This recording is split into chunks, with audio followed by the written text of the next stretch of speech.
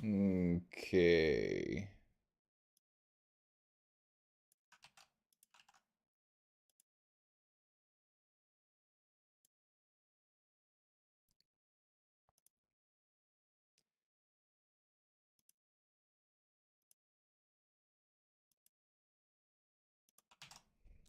I'm getting this all out to be shared.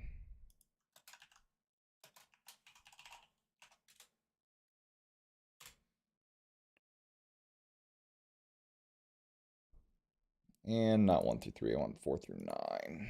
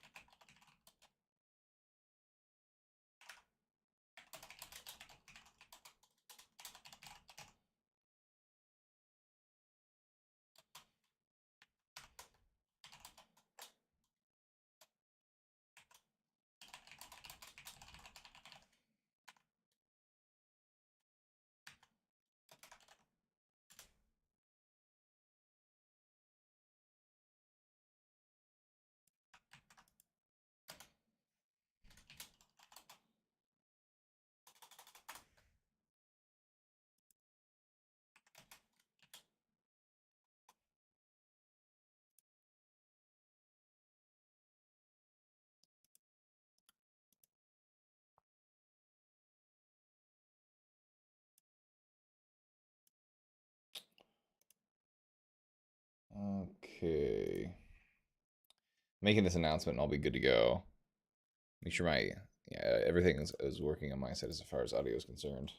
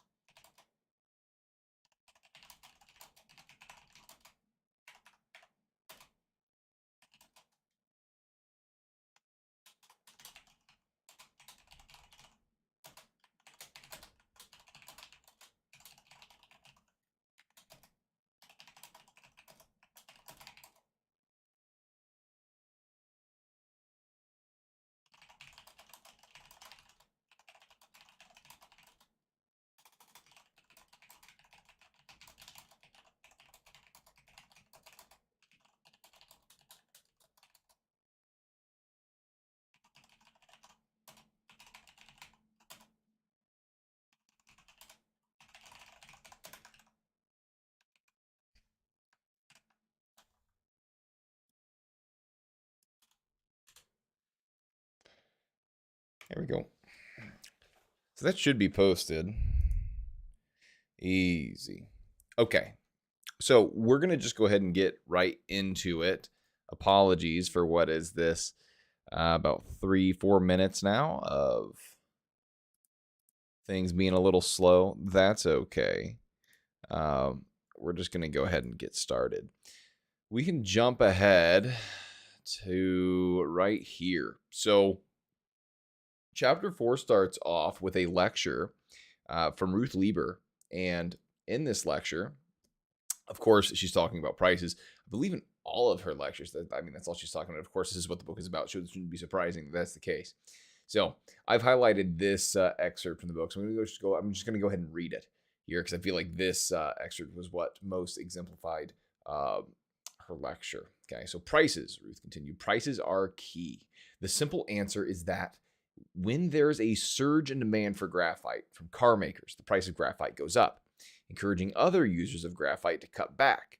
There isn't just a decree that everyone has to cut back 25%. The price increase encourages some users to stop using graphite entirely and to substitute something else almost as good. Some users will find a way to use less, and some, because of the something else is going on in another corner of people's lives, some will actually use more graphite. say because of that tennis fad or the Chinese migration to cities. Just interrupting real quickly here. The tennis fad is, I think, tennis rackets use graphite, and the Chinese citizens, the kids moving to the cities. I mean, instead of farming from a young age, they're not going to be in school, right? So they need graphite for the pencils. Okay. The higher price of graphite encourages the graphite mining company to look for new sources of graphite, sources that weren't worth seeking out when the price of graphite was lower. But it's really much more beautiful than that. If it's easy to see for graphite miners to find new supplies, the price doesn't go up very much. So all the existing users don't cut back very much. And if it's really hard for the existing users to find substitutes for graphite, then the price goes up more, encouraging suppliers even more and nudging car makers to see if they can get by with less than what they started for. Okay, started asking for. Okay, I believe in class I used the example of gasoline, right? When the price of gasoline goes up, I mean, people responded. Consumers responded. They bought smaller cars. They started carpooling. They did what they could in the, over time to reduce their consumption, right? From one day to the next, they still got to fill up their car, but in the long term, they do adjust, right? And when those prices were sustained in the long term, this gave those gasoline companies, oil companies, right, all throughout the energy supply chain, it all gave them an incentive to go out and find better ways of bringing oil to market, gasoline to market, refining that oil in a better way that we can get more gasoline out of a barrel of oil, or car manufacturers, right? Consumers were demanding a way to get more out of a gallon of gas. Yeah. So here's the essay question. Ruth spends a lot of time discussing the importance of prices and the role they play in the world. Your job is to explain the coordinating and signaling roles that prices play in the world as they increase or decrease, right? So a price going up, what does that encourage supplier, like the supply side and the consumption side, right? What does that do for, like, when a price goes up, what does that signal, right? Is it signaling that this thing is more scarce or less scarce? And then what's the coordinating function? Like what do people that buy that thing do? What do people that sell that thing do, right? And then if the price goes down, right, what's that signaling? Is it getting more or less scarce? And then, right, what's the coordinating part? What do the sellers do in response? What do the buyers do in response? Okay. And this is beautiful, right? Because as she also, really put the work in this chapter. I say, like she's a real person that exists. But what Russell Roberts was trying to get across here was that not only is there this coordinating function, I could have had another essay question about like this knowledge that it disseminates, which you could say is the coordinating function, right? That like when it comes to that flock of starlings or geese, whatever bird it is in this chapter, that Amy is sharing with Ruth, even if you got the best, most smartest bird, which is like a silly concept, right? But even if you got the smartest bird, right, to lead the flock, the smartest bird has less information than the whole flock in aggregate, right? So it matters a great deal, right, that we let the individuals in that flock, kind of disseminate that knowledge in itself, right? Because there's a coordinating, almost like, even though there's no one, telling these birds where to go, them responding to each other, them, sharing the same interest, lets them, chase off. Is it a hawk? I can't remember quite. In any case, moving into chapter 5 now. This is where, despite being warned by Ruth, Ramon decides to still hold that protest. She even says, be prepared for the unexpected. And that's really it. Some of these chapters, I will say, I'm trying to put like a essay question into, where they could just be kind of setting up a narrative of, like, while Russell Roberts could be just hinting at, like, a very small hint at like some other idea that economists would like to share. And I think that if he was trying to shoehorn in a little idea, it'd be that there's the seen and the unseen, right, where Ramon is under the implication, right, that it's like you can just go get a mob of people, share with them some inspirational words, and everything's going to go the way you expect it to. Of course, what happens is this here. Hundreds followed Heavy's lead, and in a few moments, the whole front of Big Box Executive Education Center simply disappeared in a cascade of shattering glass, right? So it turned from protest to essentially, whenever it gets violent and you start destroying property, right, that's a riot. right? So not exactly what Ramon wanted. Of course, this ended up giving sympathy for big box. If someone was, not too supportive of big box, well, now that, they're like, okay, like, hey, look, I don't support, big box raising prices, but man, shoot, like destroying the property. I mean, that's pretty rough, right? It looks bad for the university. Ramon ended up not being too happy. So after Ramon gave his speech in the middle of the book, the protest took a turn he did not expect. There's a lesson for Ramon to learn about unintended consequences. Again, I said I'm shoehorning in this essay question. If he were to reflect on this moment, how would he recap what happened? And what do you think he could learn about the concept of unintended consequences, right?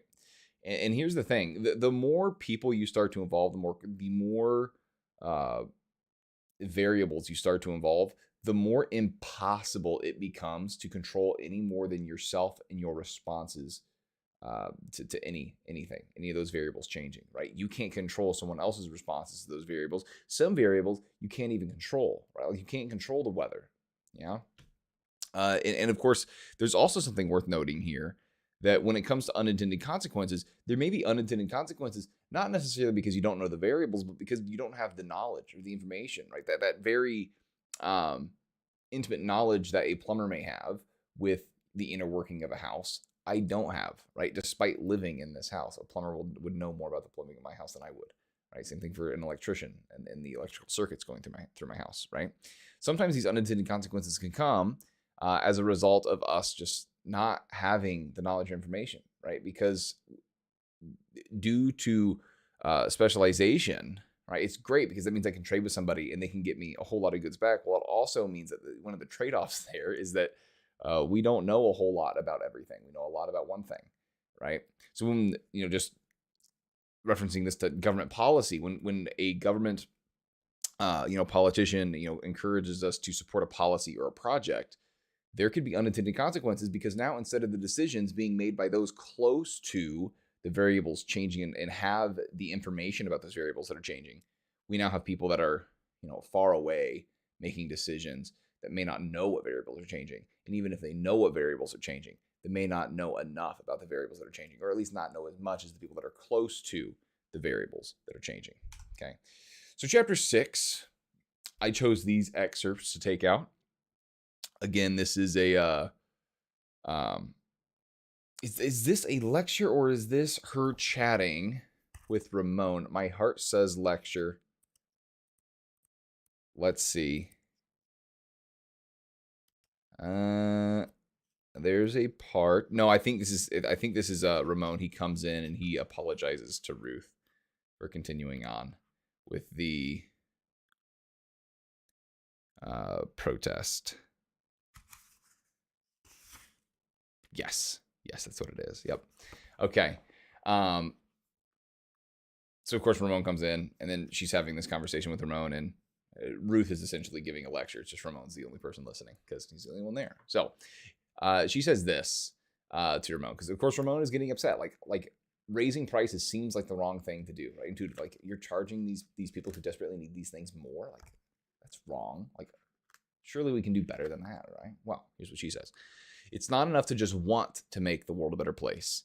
And it isn't enough to do something that looks like it makes the world a better place. The goal is to actually make the world a better place, right? It would look better if prices didn't go up, right? But what does that lead to? I'll get to that here in a second. The problem is really one of knowledge. How do you find out who really needs the flashlights? And her point was that a parent has the knowledge to figure out who can go without a cookie. I believe this is Amy talking about a lecture that Ruth had. So maybe in chapter 6 was both. Maybe that's why I was confused. It was both a lecture to students and then a conversation with Ramon. This first quote here, right? This first quote here, it's not enough to want to make the world a better place. And it isn't enough to do something that makes it look like the world is a better place. The goal is to actually make the world a better place, right? It may look better when we don't increase prices, right? It may make us feel good. But what is the actual result of that? The actual result of that is that the people who get the items the most, the people who get the items aren't necessarily those who need it most, okay?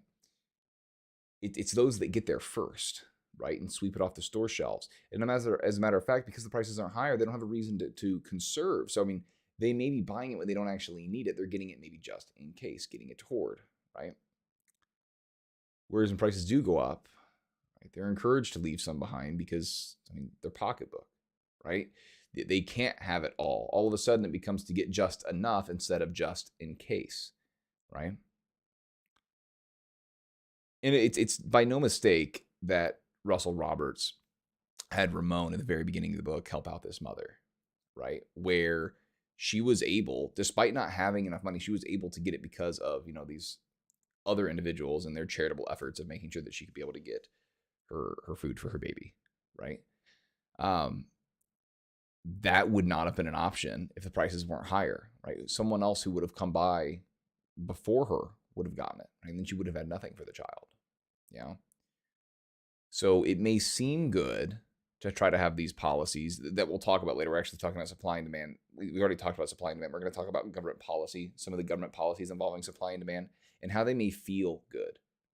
But in reality, we're not changing reality. I should say that. Like whenever we change the price of something, the government mandates a price, we're not changing the actual relative scarcity of the item. All we're doing is we're adding static, if you will, to the message, to that signal that's being sent, where now it's fuzzy. Now we don't actually know what the relative scarcity of this item is because the price isn't able to change, right?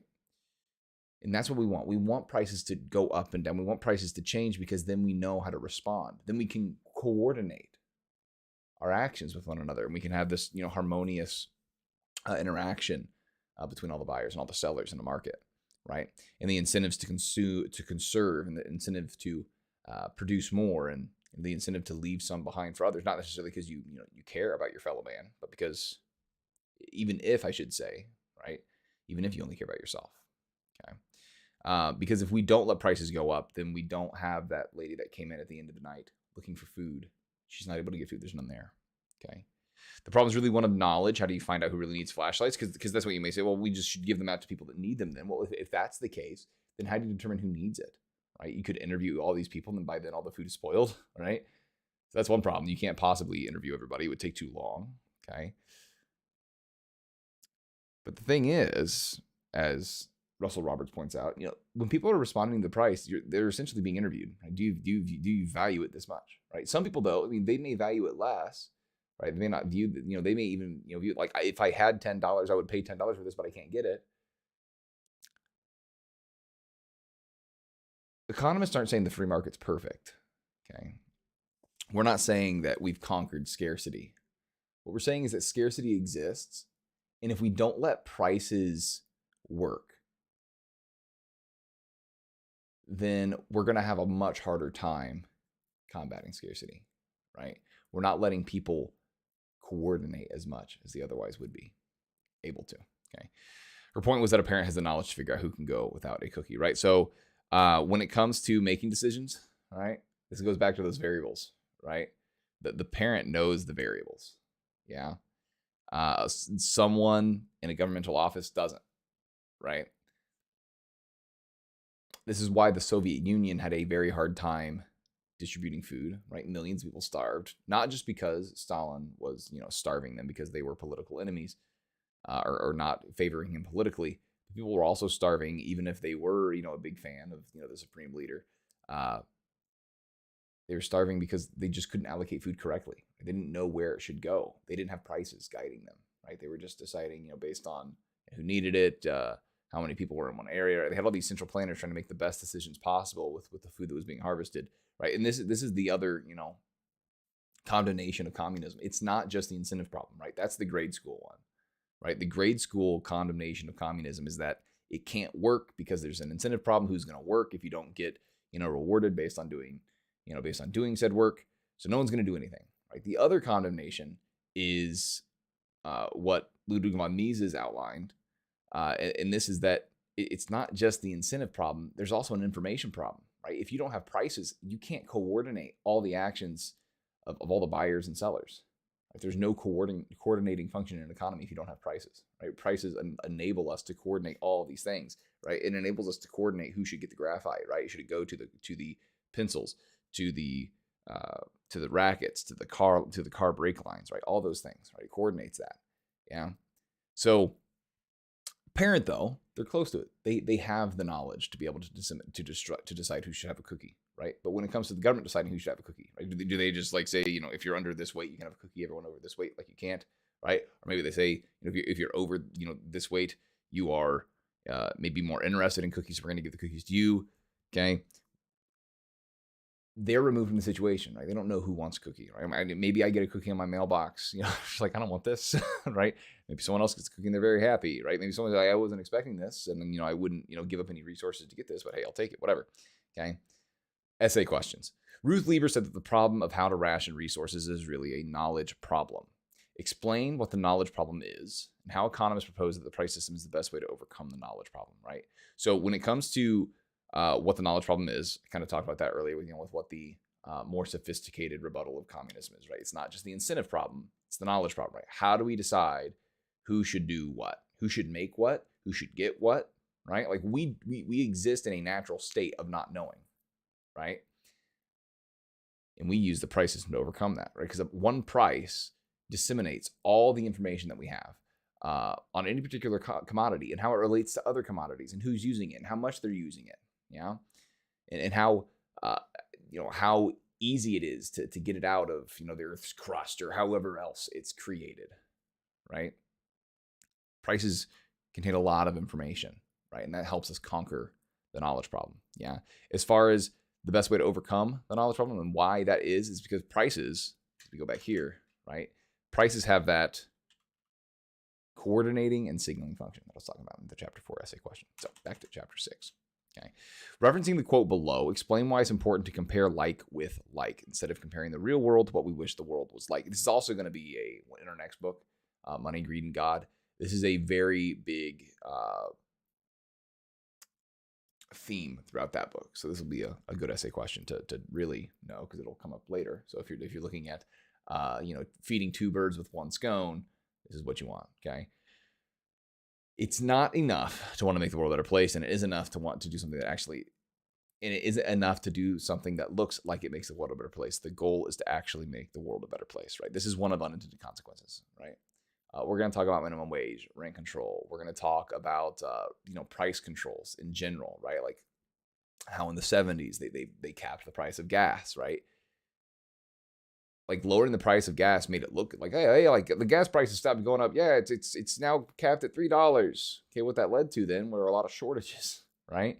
That didn't actually make it so that there was more gas for people to enjoy. They didn't make it so people were using less gas, so those that really needed it could have it to be using it. Okay, it didn't make the world a better place, right? And you have to ask, like, we changed the price so that we try to make the world look like a better place, but at the end of the day, with these long car lines that you can see, if you look up like the 70s energy crisis, did it actually look like a better place, the world, right? With all those long lines, like does it look like it looks better on the like sign that's advertising the gas price, but like the world itself, is it better? No, right? And that's the thing that's happening whenever we try to enact price controls, right? Whether it's with gas prices, as Lieberman talks about in the book, Lieber. I can't remember. What's her name? Ruth Lieber. I don't know why I keep saying Lieberman. Anyways, whether it was with those price controls on gas or with, minimum wage or rent control or, in the event of a emergency, the price of, things that are, going up because people drastically need them more, right? What people call price gouging. It may look better to make the prices stop going up, but we're not actually making the world better, right? And that's what we want to do. And if prices do change, that will enable people to coordinate and to cooperate and actually make the world better, right? So in chapter 7, this is where Ruth is talking about, because of, markets being relatively free and the incentives they create because of, the prices that exist and the incentives it gives to entrepreneurs in order to kind of, find new ways to make profit, right? Chasing that profit margin. This is enabled, a lot of economic growth, right? So like an egg today is a lot like an egg from 1900. The reason why I pulled this quote out is because, an egg's an egg, right? The eggs are so much cheaper. You have to work so much less to get an egg. And you can apply this to a whole bunch of things, right? You can apply this to household appliances. Okay. You don't have to work as much to get the household appliances that existed in the 70s. Right. And our household appliances are better than the ones in the 70s. right? I mean, this is also another reason why, unrelated. This is why it's hard to measure inflation as well, right? Because sure, prices are going up, but like the price of a TV is much more expensive today than it was in the 70s. But you're also getting a lot more, right?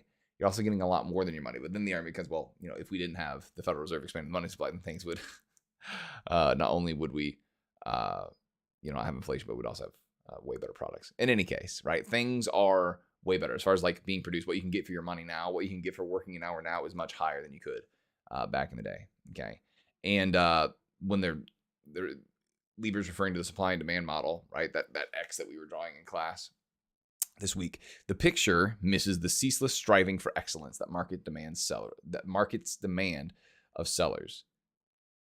Sorry. Ceaseless striving for excellence that market demands of sellers, driving them to lower costs. There we go. Followed by lower prices, followed by higher standard of living, right? There's that competitive pressure, right, to lower prices. And if you're going to be able to lower prices, you have to lower cost. Yeah.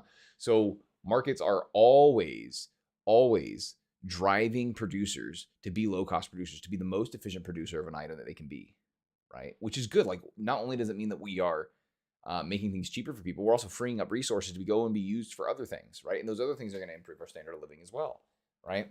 More people are able to afford more things today, right? Those that are poor today, right, have Jordans and iPhones, whereas, we look at John D. Rockefeller, the richest man in the world. What did he have compared to them, right? Maybe he had more land, right? I'd grant you that, right? But he could play with a hoop on his land or something. Whereas how many things can I do in my house that he couldn't even dream of, right? So why did Libra use the example of an egg? Of course, it's because they are the same.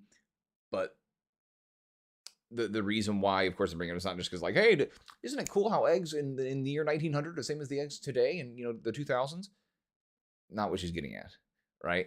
What she's getting at is that, like, they're the same, but like you don't have to work as much to get an egg as someone who in 1900 had to work, right? And then, of course, why is it hard to compare some goods and services across times? Because it could be like if you're trying to compare an iPhone, like to how much they cost back in the 70s. Well, that wasn't a thing, right? So it makes it hard there. In that case, some things just straight up didn't exist. Some things are relatively new. And also, I brought up TVs, right? A TV in the 70s is not the same as a TV today, right? Which can make comparing these prices kind of difficult, right? But what we can say is, generally speaking, I mean, the quality of life for people today, material well-being, I should say, is a lot higher today than it was historically, right? Things are continuously getting better, right? We have this golden goose that just keeps on churning out material well-being. It used to be, right?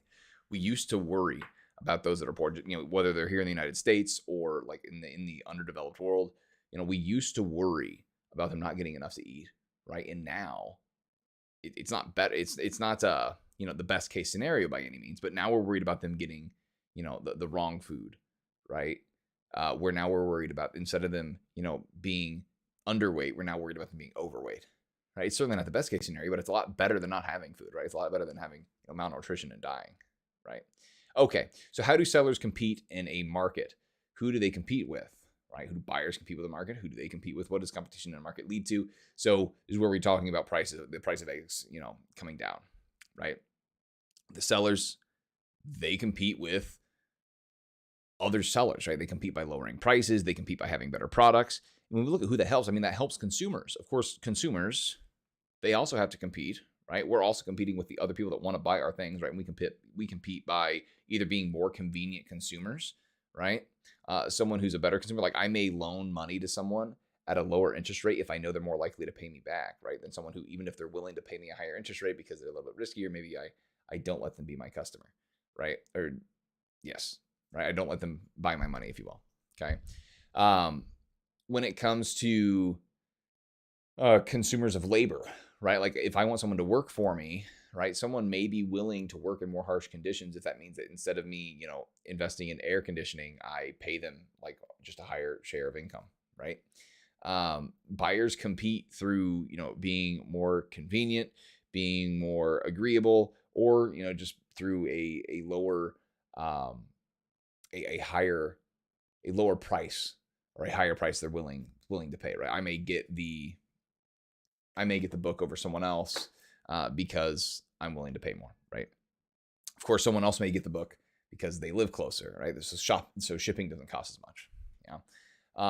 Competition in a market, what does this lead to, right? Well, it leads to both parties becoming better off, right? We as sellers, as buyers, we become better off, right? As consumers, we're better off. We have all these amazing products. Of course, sellers, I mean, they're also better off. A lot of people just focus on consumers being better off, but yeah, I mean, yes, the companies themselves, they're better off as well, right? And this just goes back to trade, right? Trade is a positive sum game, right?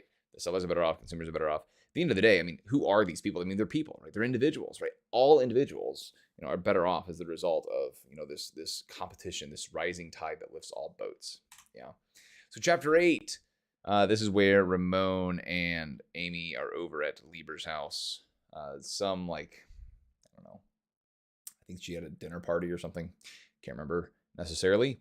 But they start to talk about incentives, right? And not all incentives are monetary. So they're talking about one of these companies that Ruth Lieber's husband did the underwriting for. She's talking about one of these guys that started a company and was so happy. The first widget came off the line and he was like, oh, man, I wish my dad could see me now. He kind of had one of those reactions. In any case, she responded with, she mentioned this line here. No one on their deathbed wishes they'd spent more time at the office, but everyone on his deathbed regrets the dreams that got away. It's gold-plated, but when I see it, I only think of a man in his dreams. She's talking about a gold-plated widget. Okay. Not all incentives are monetary, right? Like the price of something, what's beautiful about it is that it includes some very intangible things, right? And even then, in reacting to the price, right, our reaction to the price involves some very intangible things that we have in mind, right?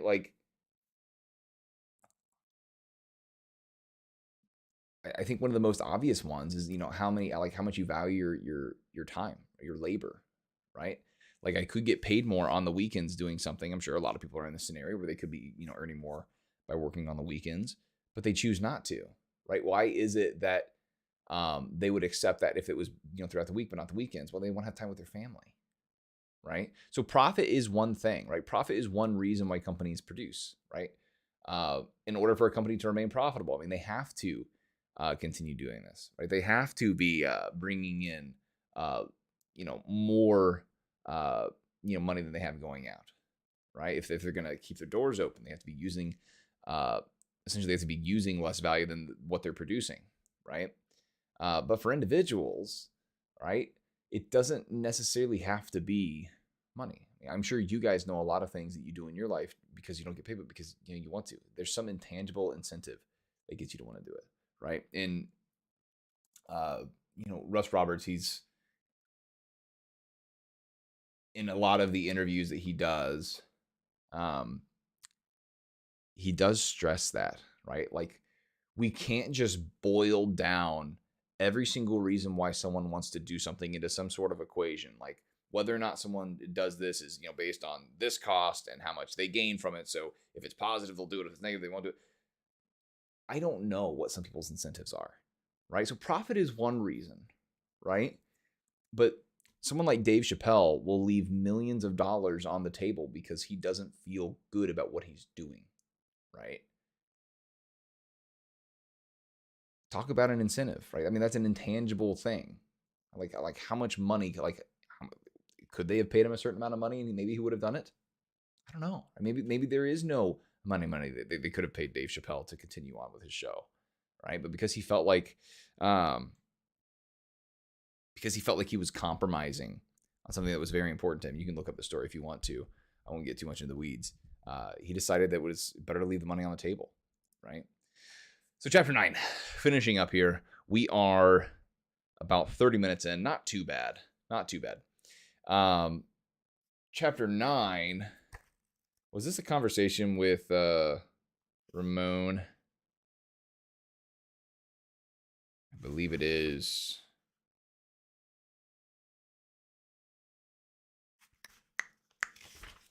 Trying to remember what happens here. These are where she's talking about the prizes that hand themselves out. In any case, I'll just go ahead and read these quotes I pulled out. Without money and the motivation it provides, we'd have no idea how to serve our fellows. Do you ever think about how much pleasure you give people who love to watch you play tennis, right? Ruth Lee, but I think she also has a quote in here that, like, don't get me wrong, I love talking about economics and I love talking to kids, but if they stopped paying me, I'd show up.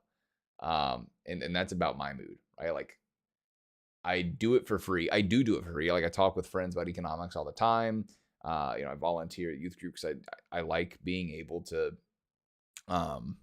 serve like another generation, right? And I'm still young enough that their interests interest me. So, like, if I didn't get paid to teach, though, like, I wouldn't. It's not just that I wouldn't want to teach, right? It's that I wouldn't be able to, right? Like, in order to provide for my family, I'd have to go and find something else to do, and, like, as well, I mean, that is a pretty big incentive, right? Being able to get enough to live a comfortable life. That I get that from teaching, right? So certainly that is an incentive to teach, right? As much as teachers would want to tell you that they're underpaid, okay, believe me, we are, at least here in Indiana, okay, and we complain a lot about being, not getting raises or whatever. We are being paid just fine. We make more than the average Hoosier. In any case, the money does matter, right? I can't pretend that it doesn't. Yeah. If I wasn't getting paid, I wouldn't be able to teach, right? I wouldn't be able to do the job that I love. Yeah. So money, it does motivate. And the thing is as well, like, how do I know that I'm making the world a better place? Like, I'm earning an income. The reason why I'm earning an income in my case is different because I work for a public school. But, like, if I worked at a private school, the reason why I would be earning my income is because there are people that are willing to give the school money. They value the education their kids getting more than the money they're giving away to the school, right? Because they wouldn't give that money away to the school unless they value the education more, right? So then when the teacher at that private school is getting paid, they're giving their time, right, for the money. So the teacher values the money more than the time. And the school, they value the teacher's expertise, ability to educate more than the money, right? So because of this, like, the teacher knows how to serve the fellow man. And as a matter of fact, they can find some better way to serve others, right? Like, if something pays them more, they could be serving them more, right? But of course, this is where we get back into, the chapter 8, the intangibles, right? There are a lot of teachers out there, I'm sure, that could be doing other things that are more productive, where they could earn a higher income, where they could serve their fellow man more. But they also have their own interests, right? Maybe being able to educate something that they really care about doing, that they want to make sure that the way that they teach a class is the way that it's being taught, right? Okay, so Ruth asks, do you ever think about how much pleasure you give people who love to watch you play tennis? When we think about, like, comparing me and my job and my salary with LeBron James or Michael Jordan, or insert, star athlete from the NBA, NFL, MLB, whatever, okay?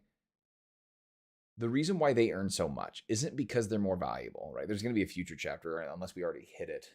I don't want to spoil, but essentially, Ramon refers to someone as, like, lowly because of the income they earn, and then Libra strikes back as she should. Yeah, it doesn't determine the value or worth, right? Like, every human being has moral value, right? What prices demonstrate is, the demand relative to the supply, right? The relative scarcity of an item. Yeah, and when you look at the people that can do what these star athletes do, right, and the amount of people that want to see them do what they do, right? There's a lot less of those star athletes than there are teachers or people that could teach even. Because all you got to do to teach is go to a school with a 4-year degree, take the be in that education major, which admittedly is one of the easier ones. Okay, I know I went from bio pre-med to education, a little bit different. Okay, and then you have to go and take some tests after you graduate, and just like that, you have your license, right? Not the same case for a star athlete, right? I mean, we're talking decades of practice, yeah, and hard practice, right? The amount of people that have done that, very small, okay? When you look at the amount of people that want to watch what these star athletes do, I mean, how many people turn into the Super Bowl? Yeah, how many people turn into the World Series? Okay, how many people turn in to watch these esports tournaments? Okay, I think League of Legends, I don't think they're at their peak, right? But I mean, when they were, like, these were huge events, which is what caused there to be a lot of investment in esports as a whole. But there are so many people who want to watch others just be a master at something, right? And whether it's sports, whether it's some idea, so we buy a book, right? There is demand for that, right? And then when you look at the demand for like a high school economics teacher, well, there is a lot. Like every kid in America needs to take economics as a senior. So, hey, there's some demand. Thank you, government, for giving me some job security. Of course, it's at the expense of the taxpayer, but my bad. But whatever the case is, right, the demand is different. Right? Certainly, there's a lot more demand, right? If people wanted to be in my class and watch me give a lecture the same way that people wanted to be, on the court side watching, a very talented NBA player, I think the attentiveness of my class would be different. Okay. But in any case, let's go over the essays here. I pulled more out. I've already hit on this a little bit too much. Let me see if any of these are incredibly different. I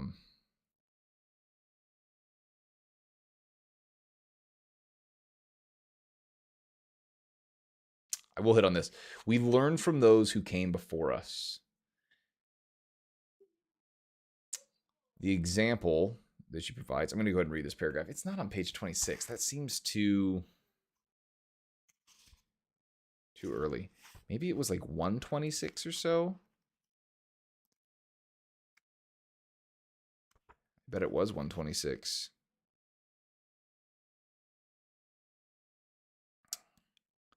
I'll go ahead and read this paragraph. But there's something equally amazing we haven't talked about yet in class. Prices don't coordinate the knowledge dispersed among the buyers and sellers around the world. They create knowledge and expand it over time, just like all those innovations in the egg business. Those innovations across the economy are the source of economic growth and prosperity. The source of that 5 or 10 or 15-fold increase in the standard of living of the average American. Who decides what is to be learned and discovered and improved? There's no technology czar. No committee of experts decides which innovations are more important than others. That might make you think that knowledge, the know-how, the technology, the engineering that create all the things we enjoy around us just grows randomly as people figure out new stuff about the world. It's like this radio show I once heard. Callers had to answer 20 questions. If you could answer all 20, you won 2 weeks in Hawaii. So I heard this caller who gets through, and she's a genius. She gets the first question, the second one, there's no stopping her. She nails the first 16 questions like a machine gun, mowing down cardboard cutouts. Easy questions? Asks Ramon. The opposite. Impossible stuff. Obscure stuff. Capitals of countries you haven't heard of. Best supporting actress in 1948. Larry Bird's scoring average in his rookie year. She's blowing me away. But then the 17th question is just too tough. Name the first 10 digits of pi. She gets the first 2, and then she's making it up as she goes along. She's done. So close. And I'm thinking, with the questions this hard, they'll never find anyone who can answer 20 straight. Then they take the next caller, and they ask him the same questions. And guess what? He knows Larry Bird's scoring average. He knows the capital of Burkina Faso. The first caller, she wasn't a genius after all. She'd been listening to all the other callers stumble on that first question until someone got it right, and then they moved on to the next one until someone got that one right in the next one. Any one caller wasn't so smart, but by relying on the knowledge of others and paying attention, the later ones had the knowledge they didn't have to uncover on their own. They leveraged the work of those who came before. We learn from those who came before us. So this example, as you will go on later, misses out on how the questions get determined. There are prizes for figuring out stuff that changes people's lives, right? How do we figure out, right, to make like a microprocessor, right? I mean, that talk about building on the knowledge that came before, right? Someone wanted to find a better way to compute stuff, right? A more convenient way to compute stuff, yeah? The profit motive is what determines what prizes there are going to be, right? People having like a problem to be solved, right? That determines what questions are going to be getting answered, right? It determines what the questions are, right? The prizes, they hand themselves out, right? Like if you find a way to cure cancer, you're going to be greatly rewarded for that, right? If you can improve someone's life, yeah, you'll be rewarded for it, right? That's what entrepreneurs do. I mean, they find ways to improve lives. They find a pain and they cure it, right? So how can profits lead to man serving one another in spite of individuals own pursuing their self-interest at times? Because if I want to be able to earn a profit, I have to help somebody, right? And as a matter of fact, like, how do you know that you've helped people? You've earned a profit, right? How do you know that you're helping people? You're earning profits. How do you know how to help people. Do something that's profitable, right? Do something where you can take resources and turn it into something better, right? Do like if you want to be able to help people more, look at what you can do to earn more, right? And of course, weigh that against all the other things that you're currently doing in your job. Like maybe you view that, maybe the market price isn't taking into account something. Maybe you view what you're doing is worth more than whatever the market rate is. So, you want to do it, okay? Because there's a benefit to you. Like for teachers, right? The benefit is not just the salary you get, okay? It's not just the time off we get either. That's pretty big, okay? But I mean, there's something to be said for getting to play such an impactful role in people's lives, right? Someone's pretty joyous about that, right? More than amazingly coordinating knowledge dispersed among buyers and sellers, how do prices create and spread around knowledge, right? We already talked about the coordinating function, okay, which we talked about here, right? We already talked about this coordinating knowledge. But prices demonstrate like, hey, there's a pain here, right? Like if you can do this, right? If you can find a way, some people are going to be willing to pay you greatly for this, right? So that incentivizes us to find these answers. And when we talk about like spreading the knowledge, I mean, people are going to copy better ways of doing things, right? If someone can find a way to make widgets better than I can make widgets, I'm going to make widgets the same way they're making widgets, right? So long as, the government's not going to come after me for, violating IP law. But whatever the case is, right? People will have an incentive to, find ways to, make things better. Okay. That's where we're going to stop. Thank you so much for watching this and enriching yourself. If you need to pause at any time to get those other questions, feel more than free to. But I'll see you guys in class.